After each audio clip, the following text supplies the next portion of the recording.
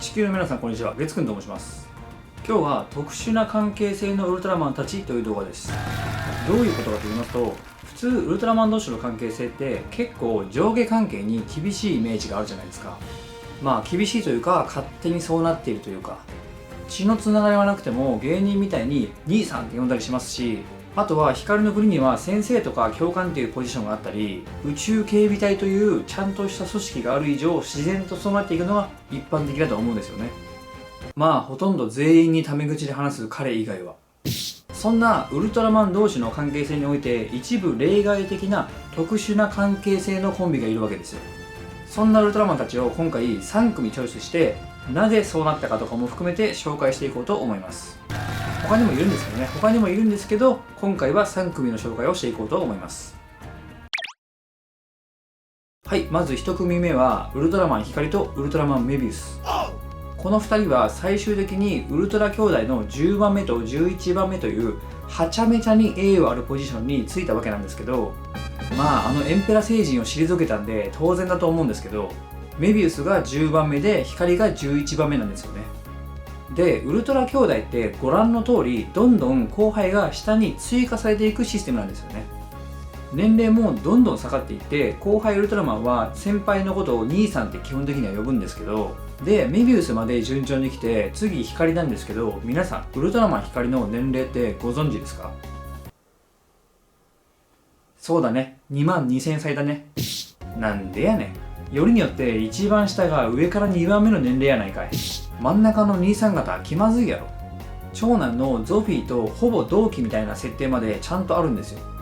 だから光はゾフィーにタメ口なんですよ。でもメビウスは光にタメ口で、ゾフィーには当然敬語なんですよ。冒頭でお伝えした一部例外的な特殊な関係性のコンビですよ、まさに。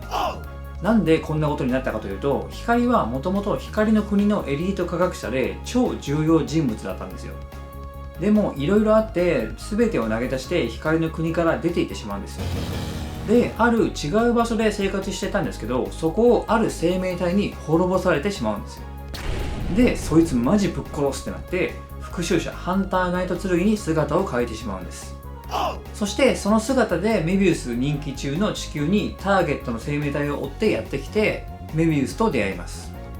その状態で出会ってるんで、当然メビウスはこの時正体が誰か知らないんで敬語なんか使うわけないんですよね。この時の光はようわからん格好して人類無視して復讐に狂ってるヤバいやつなんで、そらタメ口ですよね。で、そこから紆余曲折あって関係性を深めていって、正体を明かした後でもそのまま世代を超えた友情を育んで、友人戦友として今でもタメ口のままなんですよね。光の人生経歴については光の解説動画出してるんで、そっちの動画でより詳しく解説しております。なんかお互いの素性が判明した時に後輩側は、あ、この人めっちゃ年上だったんだ、そうなんですね、みたいな感じで気まずい空気を出してしまったり、先輩側は先輩側でちょっと悪いことしちゃったけど年上なんだから敬語使えやってなったりしてもおかしくなかったと思うんですけど、メビウスと光の絆はそんなもんではなかったということですね。ちなみにゲス君も仲良くなった後輩とかにタメ口で話してもらえると嬉しいタイプです。続いてはウルトラマン銀河とウルトラマン太郎。ここの関係性について解説していきたいんですけど、太郎は初登場時の年齢は12000歳で、この時もっと言っていたかもしれないぐらいで、銀河は年齢も出身も不明なんですよね。だから年齢的な部分はわからないし、ウルトラ兄弟みたいに同じ地球を守ったわけではないので、別にタメ口でもいいんじゃないのって話なんですけど、この銀河って未来から来たウルトラマンってことは分かってるんですよね。例えばじゃあ我々が過去にタイムスリップしたとして、その世界の人にタメ口で話しかけないじゃないですか。だから古き良きウルトラマン同士の関係性ではなかったとしても、やっぱりタメ口で話してるっていうのは特殊な関係性と言わざるを得ないと思うんですよね。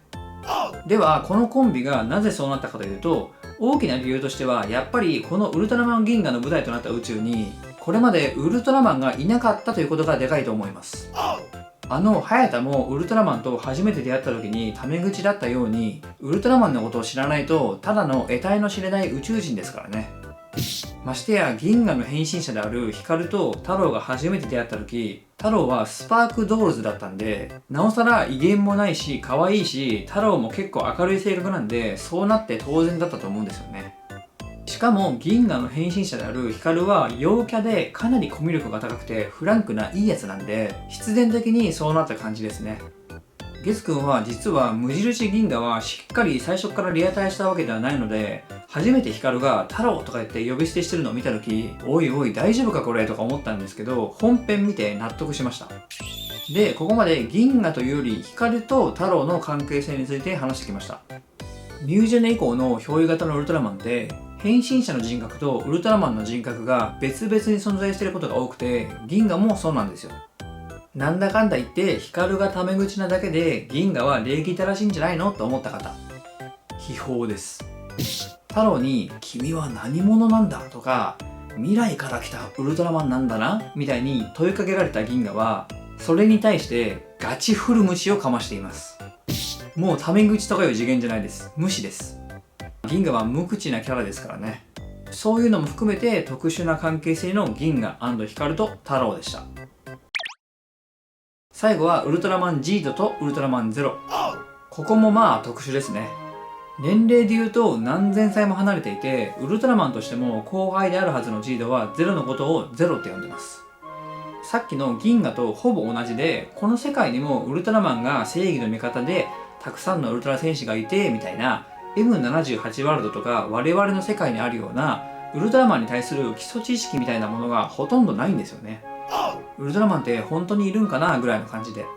ジードである朝倉陸も当然そんな感じなので、ウルトラマンとして先輩とかどうとかそういうのってあんまり関係ないんでしょうね。今はいろいろ分かってると思うんですけど、最初はそんなこと知らないし、陸はこの時19歳で、ゼロも精神年齢的にはそれぐらいのはずなんで、波長もあったんでしょうね。まあ光みたいに「おう」みたいなフランクな感じじゃなくて、あなたって呼んでましたけどね、最初は一応。その後はゼロと一体化していたレイトさんの人柄も相まって、完全な仲間として一緒に地球を守るために戦って、メビウスと光とはまた少し違った感じでの世代を超えた友情、戦友みたいな感じで今の関係性を築いていったって感じですね。まあゼロ自身も先輩とかに対してあんまり敬語とか使わないタイプなんで、年下とか後輩に対してもその辺あんまり気にしないタイプだったっていうのもありそうですね。自分はめちゃくちゃしといて後輩にだけ厳しかったらやばいやつですもんね。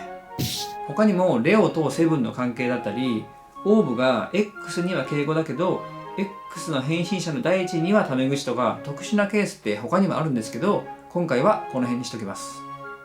世代を超えた友情っていいですよね。それでは最後までご視聴ありがとうございました。さよなら。